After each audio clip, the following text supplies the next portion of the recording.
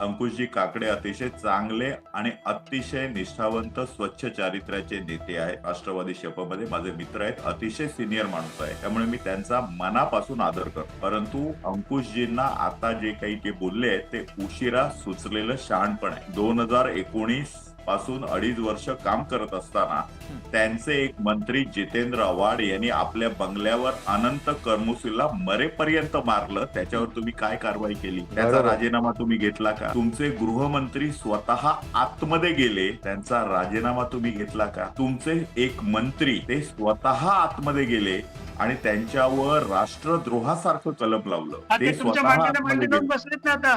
अंकुशजी, मी तुमचा रिस्पेक्ट करतो, मला बोलू देत ना. ते आता आमच्या मांडीवर आहेत की कोणाच्या मांडीवर आहेत? अंकुशजी, तुम्ही बोलत असताना मी बोलत नाही ना. तुम्ही तुमच्या वेळी